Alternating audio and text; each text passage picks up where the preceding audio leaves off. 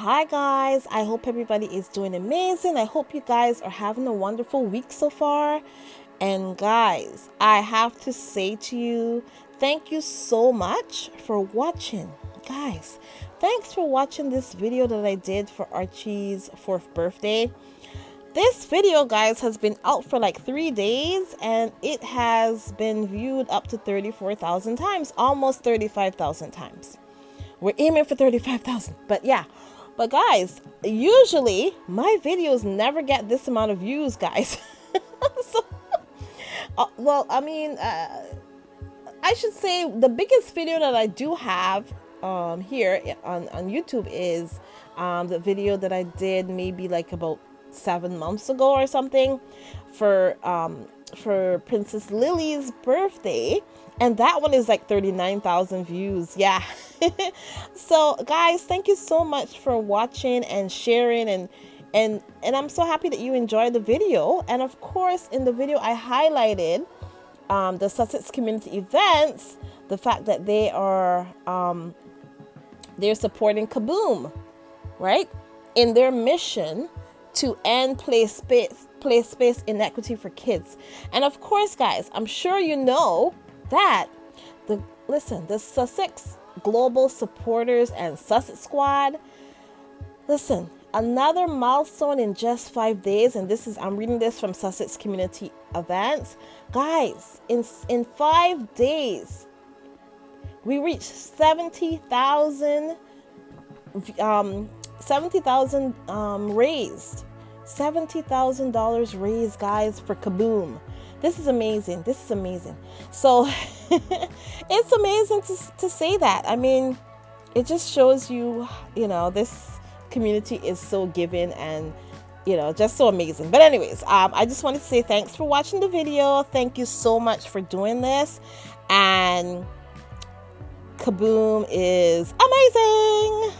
Anyways, guys, I wanted to talk a little bit, guys. I wanted to show you this video, and I'm sure you saw it before as well, but take a look at this with the Katy Perry. Of course, let me tell you, that dress was... K1. K1. Oh, wow.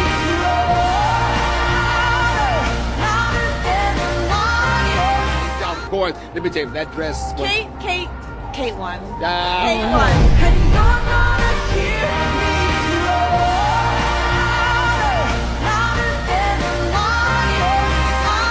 I would have done one more fitting. So that's what happened. After all that positive news at the beginning, we gotta go to the Katy Perry of it all. But yeah, you know what, guys?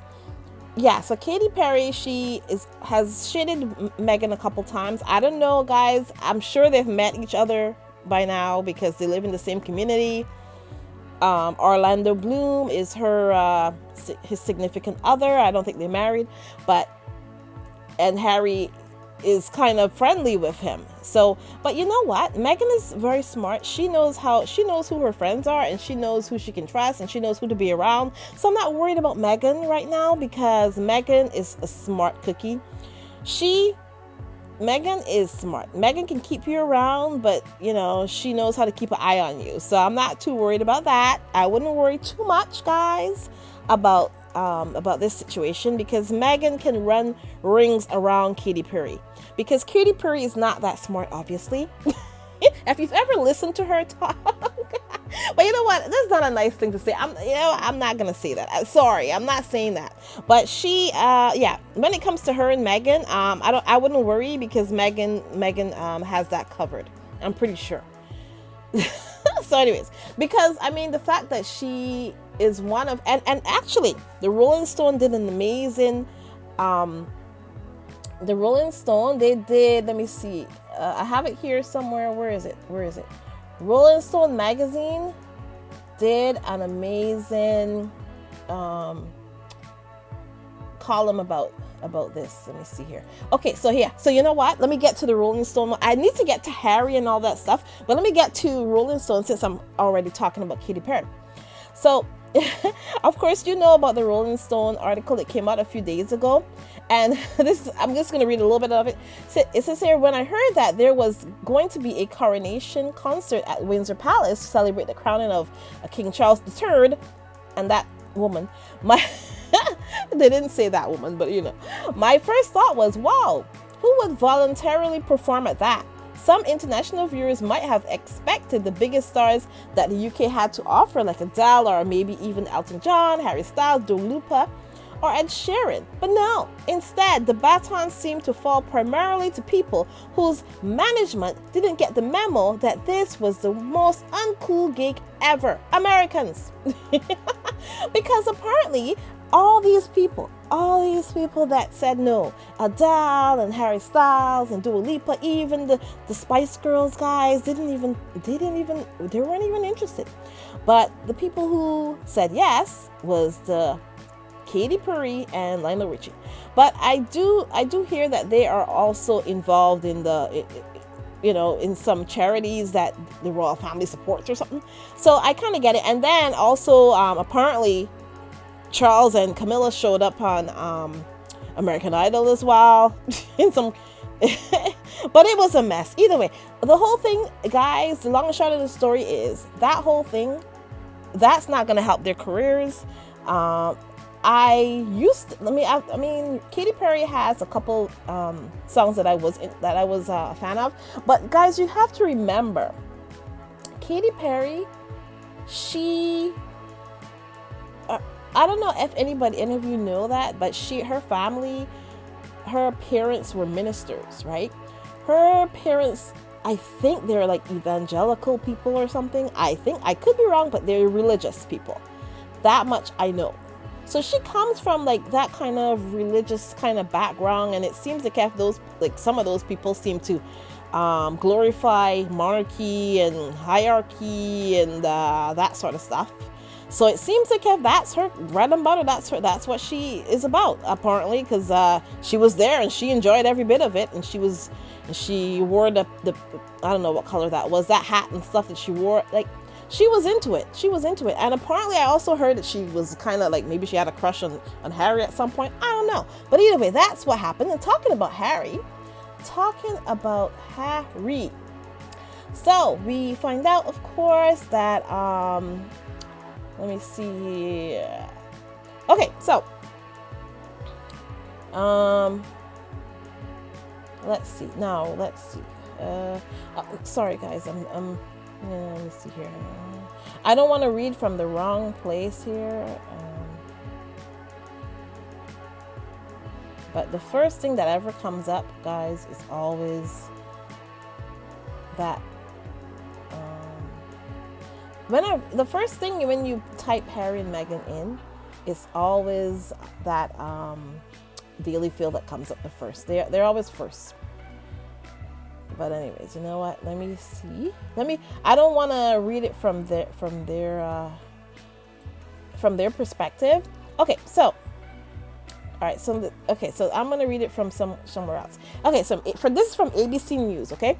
UK tabloid group admits it unlawfully gathered info on Harry.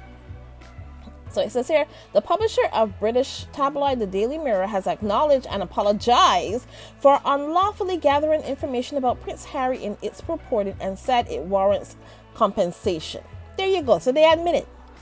The publisher of British tabloid The Daily Mirror has acknowledged and apologized for unlawfully gathering information about Prince Harry in its reporting and said it warrants compensation at the outset of the prince's first phone hacking trial this Wednesday, which is today.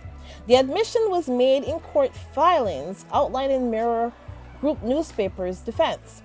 The group continued to deny that it hacked phones to intercept voicemail messages and said that Harry and three less well-known celebrities brought their claims beyond a time limit. That's what they're claiming. But it acknowledged that there was some evidence of the instruction of third party to engage in other types of UIG, which is unlawful information gathering, in respect of each of the claimants, which includes the Duke of Sussex. It said this warrants compensation, but didn't spell out what form that might take. And so it says here, MGN unreservedly apologizes for all such instances of UIG and assures the claimants that such conduct will never be repeated. Oh, I'm sure it will never be repeated. But yeah, so there you go. So already they're admitting that they did it because you know why they're admitting it, because Harry has all that evidence, guys. Harry has that evidence and they know that he has it, and that's why they're admitting it.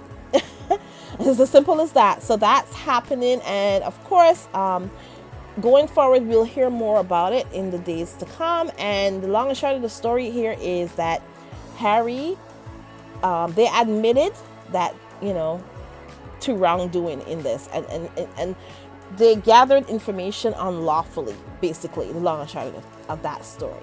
So we will look forward to hearing more about it in the days to come.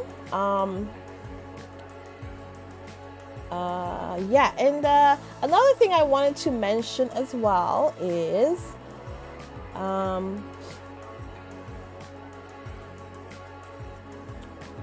okay, so another thing that happened a couple days back as well that I wanted to talk about is this Harry's ghostwriter, and he wrote a column here in the New Yorker. Okay, no, and it says and it reads notes from Prince Harry's ghostwriter collaborated on his memoir meant spending hours together on Zoom, meeting his inner circle and gaining a new perspective on the tabloids. So this guy did talk a whole lot about his experience writing with Harry, over Zoom in person, and he apparently lived there for a while. And of course he talked about a lot of things, and of course the tabloids always, and the press, and the British press, always like to focus on the bad, which, and he did say, of course, they had back and forth about certain things, and they blew it out of proportion, of course. But there you go. So he did say, he says this was the summer of, okay, so let me just read a little bit of what he said. So it says here, I was exasperated with Prince Harry. My head was pounding, my jaw was clenched, and I was starting to raise my voice, and yet some part of me was still able to step outside the situation and think, this is so weird. I'm shouting at Prince Harry. Then as Harry started going back at me, as his cheeks flushed and his eyes narrowed, a move pressing through occurred. Whoa, it could all end right here. This was the summer of 2022. For 2 years, I'd been the ghostwriter on Harry's memoir Spare, and now reviewing his latest edits in the middle of the night Zoom session. We'd come to a difficult passage. Harry, at the close of grueling military exercises in rural England, gets captured by pretend terrorists. It's a simulation, but the tortures inflicted upon Harry are very real. He's hooded, dragged to an underground bunker, beaten, frozen, starved, stripped, forced into excruciating stress positions by captors wearing black hoods or babaclaves. Anyways, the idea is to find out if Harry has the toughness to survive an actual capture on the battlefield. 2 of his fellow soldiers didn't, and they cracked. At first, Harry's captors throw him against a wall, choke him, and scream insults into his face, culminating in a vile dig at Princess Diana. Even the fake terrorists engrossed in their parts, even the hardcore British soldiers observing from a remote location seemed to recognize that an involuntary rule had been broken. Which, I remember in the book he did talk about that. They're talking about his dead mother. This is like a little crazy. And let's move on a little bit now. And then he said, now he's pleading, he is insisting at 2 a.m. And I was starting to lose it. I said, dude, we've been over this. Why was this one line so important? Why couldn't he accept my advice? We were leaving out 1,000 other things. That's half the art of the memoir, leaving stuff out. So what makes this different? Please, I said, trust me, trust the book. Although this wasn't the first time that Harry and I had argued, it felt different. So they're talking about, the argument that arguments they had. Of course they will. I mean, they're writing a book. This is a very intimate thing. And I'm not going to read the whole thing here. Okay. So finally, he exhaled and calmly explained that all of his life, people had belittled him belittle his intellectual capacities, and they still continue to do this. And this flash of cleverness proved that even after being kicked and punched and deprived of sleep and food, he had his wits about him. Oh, I said, okay, it made sense now, but I still refuse. Why? Why? Because I told him, everything you just said, it is about you. You want the world to know that you did a good job, that you were smart. But strange as it may seem, memoirs aren't about you. It's not even the story of your life. It's a story carved from your life, a particular series of events chosen because they have the greatest resonance for the widest range of people. And at this point in the story, those people don't need to know anything more than that your captors said a cruel thing about your mom. Harry looked down a long time. Was he thinking, seething? Should I have been more diplomatic? Should I have given up? I imagined I'd be thrown off the book soon after sunup. I could almost hear the awkward phone call with Harry's agents, and I was sad. Never mind the financial hit. I was focused on the emotional shock. At the time, the effort, the intangibles I'd invested in Harry's memoir, in Harry, would be gone just like that. After what seemed like an hour, Harry looked up and we locked eyes. Okay, he said, okay. Yes, I get it. Thank you, Harry, I said, relieved. He shot me a mischievous grin. I really enjoy getting you worked up like that. I burst into laughter and shook my head, and we moved on to his next set of edits. So, guys, this is the one that they had focused on in the media, of course, the argument or whatever.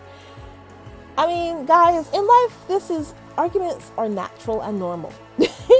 They're how you get your point across and how you deal with conflict in normal relationships. No relationship is ever normal if you don't have arguments. Let's put it that way. And it's not real if you don't have an argument or a disagreement. You know what? I shouldn't call it an argument. Let's say a disagreement. You have disagreements with your children, no matter how old they are. My daughter is 14. We have disagreements, and I've learned to accept that. She's an individual and she thinks she has her own mind and she can see things in her own way, right? It's the same thing with anybody you're dealing with. Anybody, your friend, a significant other, a person that you're writing a book with. Let's put it that way. Okay? So this is normal. It's not a thing, but the press love to look at the negative stuff. So of course they're gonna have this whole thing. They do it with Harry and Meghan a lot as well. Oh, Meghan is kicking Harry out and this and that. They do it all the time. Just like, for instance, let me just tell you, I like to Google and I'm going to do this as a segment, guys. Meghan and Harry news. You Google and find out what's going on with Meghan and Harry. You'll see all the crazy stories, the top stories that come up. And this is from GB News, the one that, apparently GB News is they're getting investigated again, but I don't know the whole story, but I know that they're getting investigated for misinformation and disinformation. What else is new? But it says here, GB News, Meghan Markle and Prince Harry will not be stripped of royal titles due to Queen something, and they're given some reason why. Then Sky News Australia says, which is another horrible one, Meghan Markle's heartless act left Prince Harry all alone at King's coronation. So her heartless act. What is heartless? What did Meghan do that was heartless? Was she supposed to leave her child's birthday? And take them over into a place that's hostile towards them? They don't even have a home there. They got kicked out of Frogmore Cottage. I don't understand. How is that heartless by not going to that coronation? And then she left Prince Harry all alone. He was fine. He had his cousins. That's his family. How is he all alone? That's his family. I don't understand these people. And then the Independent says Harry and Meghan's friend shares Archie birthday post. Well, I don't know what that's about. Meghan and Harry's plan to destroy the British monarchy didn't count out something. That's the Heritage Foundation. It's all negative stuff. Negative, basically. So there you go. And some other stuff here. Is this GB News again? The Meghan. Oh, yeah, there we go. The Meghan Kelly woman again. Meghan Markle will dump Prince Harry and move on to somebody else. Those are all the negative stuff. But anyways, yeah, there you go. So that's the negative headlines that are from Harry and Meghan. I'm gonna make this a little segment and do like a 2-minute one like every day for all the crazy headlines, guys. I'm gonna do that at some point. Anyways, so yeah, guys, you know what? I just wanted to give you a couple updates about things. Harry, of course, his court case is going on all now, and of course, we know that they have admitted that they, wrongdoing and information gathering and all that. So that's a good start. That's a good start. But yeah. So you know what? I think that's basically the long and short of the story today. And thank you guys so much again for watching the Archie video that I did, and I appreciate it, making it go to like almost 35,000, and it's probably going to go to 35,000, and I appreciate it so much, guys. You guys are amazing. And of course, we know you guys have raised up to over 70,000 for Kaboom. That is amazing again as well. And yeah, guys, I just wanted to tell you, to give you all that information, and thank you for always just always supporting my channel. I really appreciate it. Thank you guys so much. I want to say thanks to the members of this channel. And it's Ray Raquel, Church Nelly, Mrs. S, Joan Garcia, and Lydia Washington. Church Nelly, I saw you in a couple of the other channels, their live chats. So I know you're feeling better, and I'm so happy that you're feeling better. Thank God. And welcome back, Church Nelly. Thank you so much for being a member of my channel and supporting me. And I will always support you. Thanks so much, guys, to all of the moderators on this channel, and thank you so much for just coming through and always supporting this channel. Thank you guys so much.